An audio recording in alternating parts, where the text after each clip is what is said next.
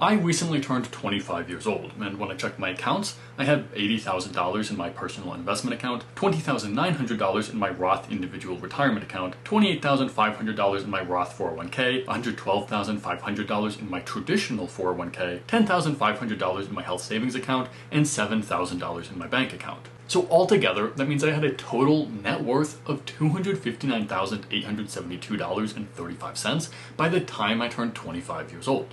And what's cool about that is I started at $0 less than 3 years ago. And every single penny of that came from my regular 9-to-5 job or from my investments. So in this video, I want to share the 9 key reasons I was able to save $250,000 at such a young age, and how you can too. And reason number 1 is because I started extremely early. After all, you are not going to save a huge amount of money at a young age unless you're still at a young age right now. So there is no way I would have been able to reach this milestone if I didn't start saving and investing as soon as I graduated college at 22 years old. And of course, I also had a pretty good income when I started, although it was less than the average for the area I lived in. But from the very beginning, I was extremely frugal. I figured that there was never going to be a better time to try and live frugally and save as much money as possible than right now, when I'm moving to a new area, I'm single, I'm just out of college, so I don't mind living with roommates, and I can do all of the different things to save as much money as possible. Even though you might earn more money as you get further in your career,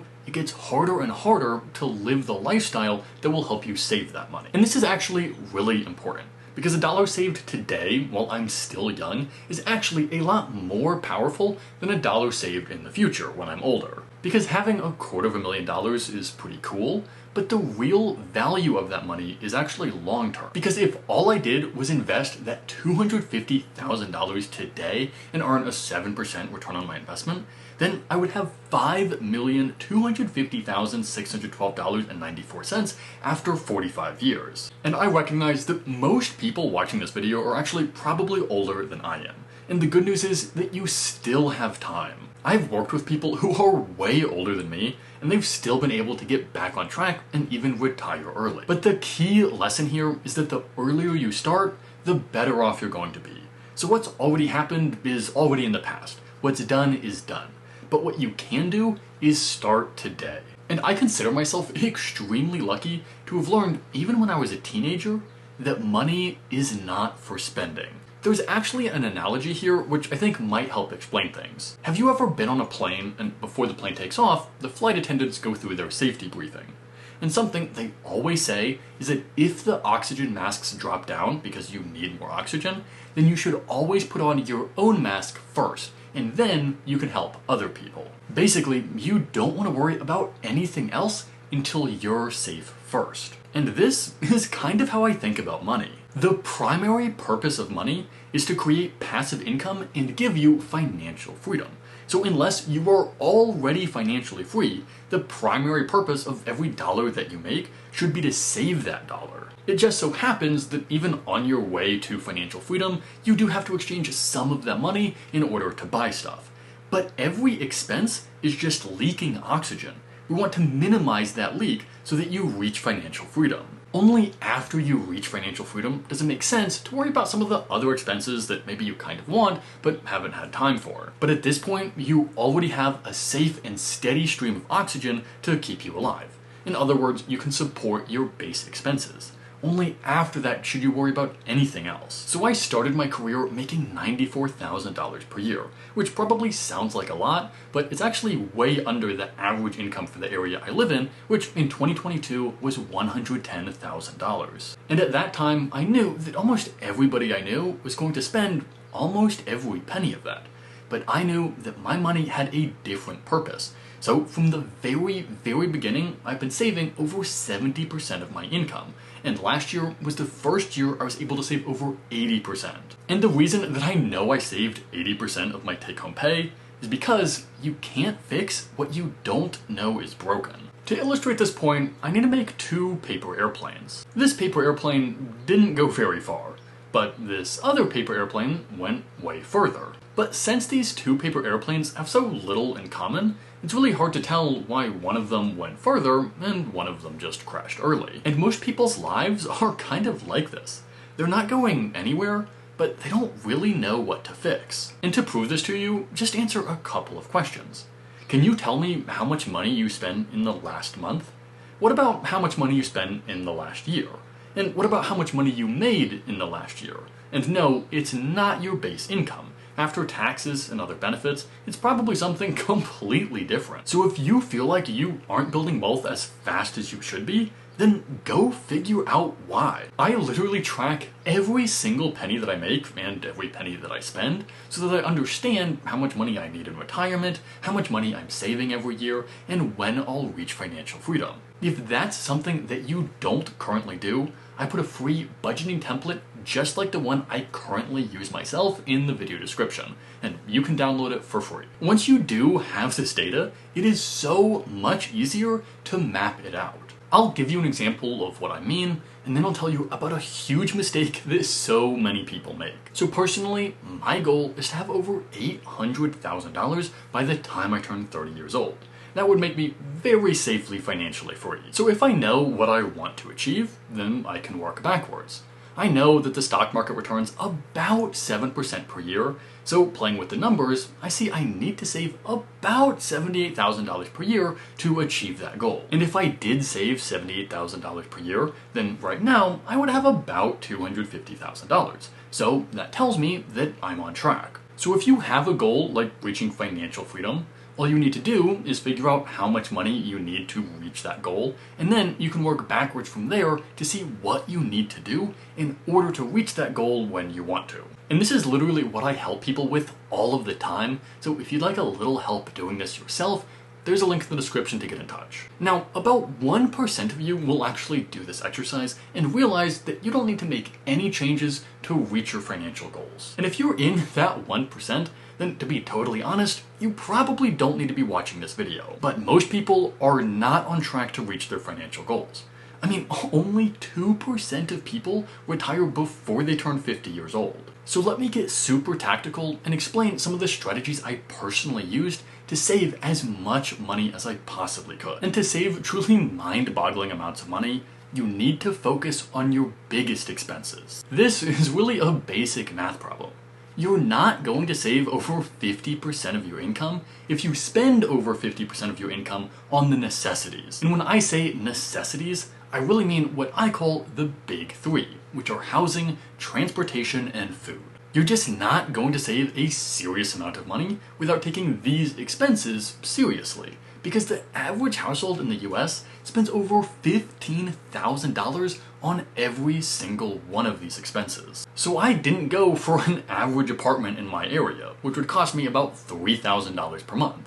Instead, I went for a chill townhouse, which I can share with roommates. I didn't buy a new car and take on a big loan. Instead, I get by just fine with the bicycle and public transportation. I don't eat out multiple times per week, and I'm definitely not buying $25 drinks at the bar. Instead, I buy basic ingredients and I do my own food prep. Between housing, transportation, and food, last year I spent $15,256.75. A lot of people spend over $15,000 on every single one of those expenses, but I spend that much money on all of these expenses combined. And I'm doing that while living in an area where the suggested cost of living is $90,000 per year. Sure, it's an expensive area, but that also means that there are tons of savings to be had here. So let me break this down.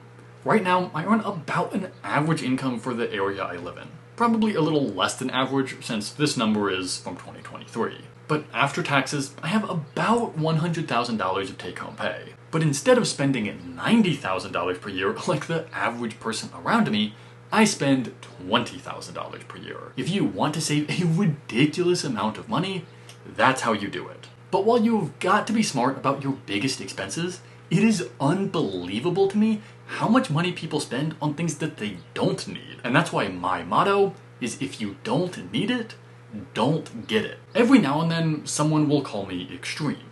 They'll imply that I'm depriving myself of things just to save a few extra dollars.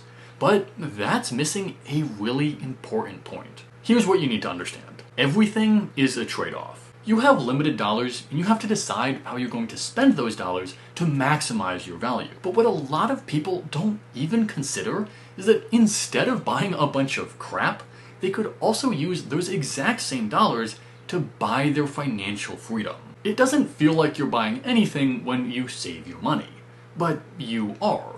You are buying your time. Because every dollar that you save right now is a dollar that you don't have to work for in the future. But so many people treat their savings like an afterthought. They buy every single thing that they want, and then they only save the pitiful remains of their paycheck. And this is why I tell people to budget for their savings first. Savings shouldn't be an afterthought. Saving your money should be just as important as paying your rent and buying food. Because here's how I think about it. People call me deprived because I don't own all of the random niceties which they can't imagine living without. But I think that they're deprived because I can't imagine working 50 years of my life in a job that I'm not that passionate about. And you can't escape this trade-off.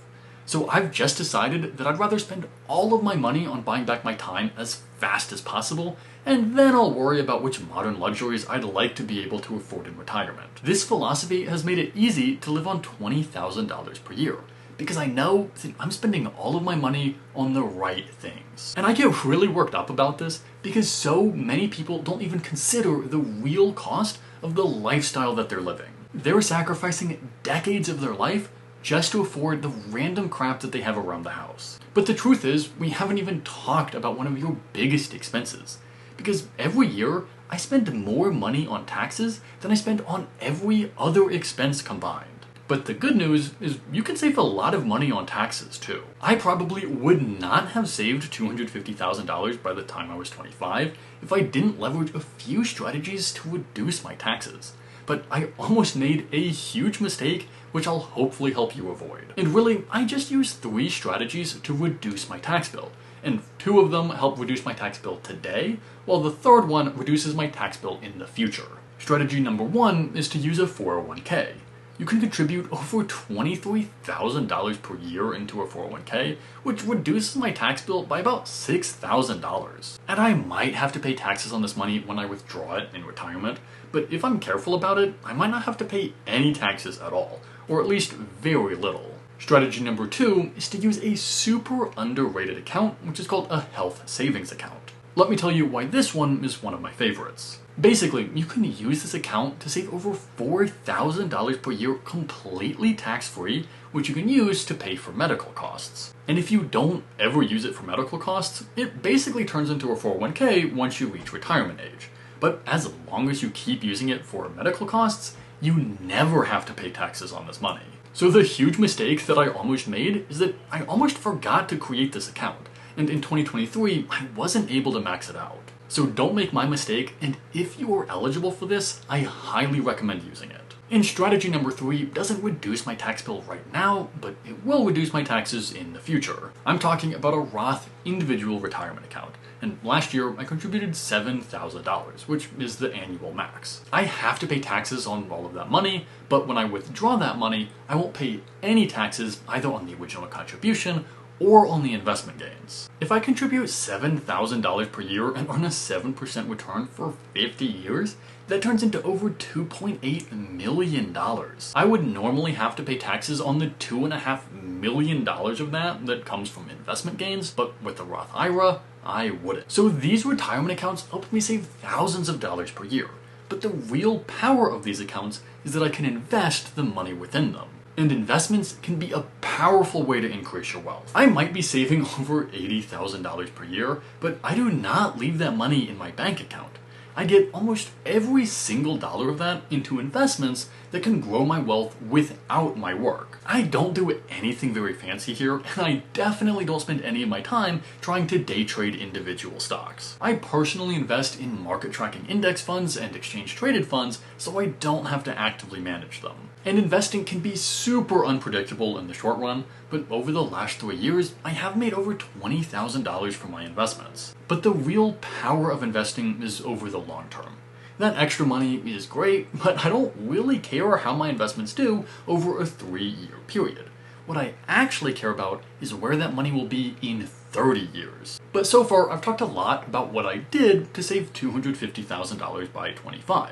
But what's maybe just as important is what I didn't do. Because the fact of the matter is, you're simply not going to save a lot of money, especially at a young age, if you make a lot of mistakes. You have to avoid the traps.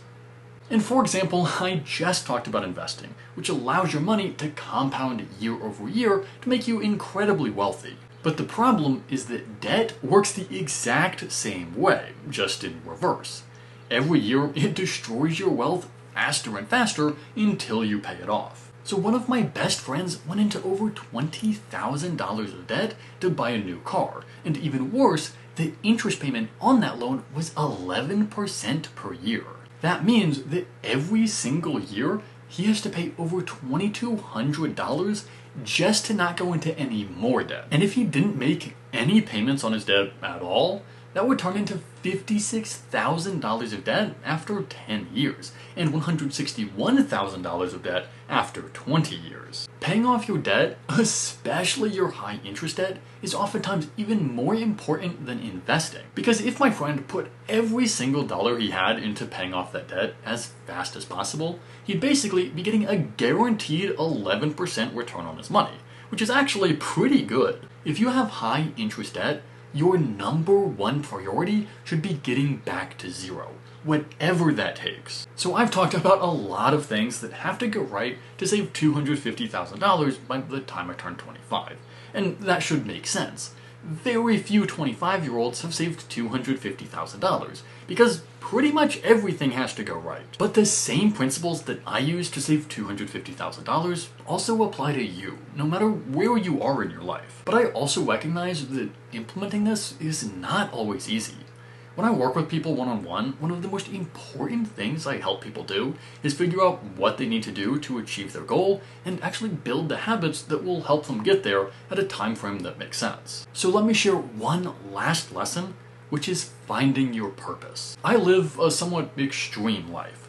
I live on less than minimum wage even though I make 6 figures, and I spend pretty much all of my time either working, studying for graduate school, or making these YouTube videos. But it almost never feels hard, because I know what I'm doing it for. So for example, I don't look at a sports car and get jealous. Instead, I look at my bicycle and think, oh my gosh, this thing is saving me so much freaking money.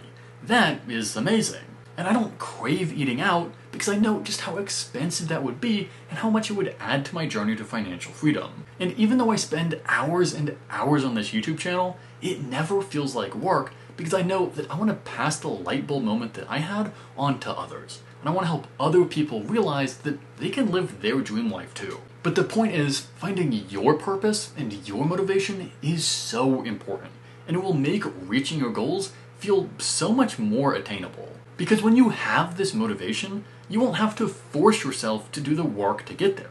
You'll be so motivated that you'll be excited by doing that work. This is something that's super hard to teach in a YouTube video because it's so unique to the individual person.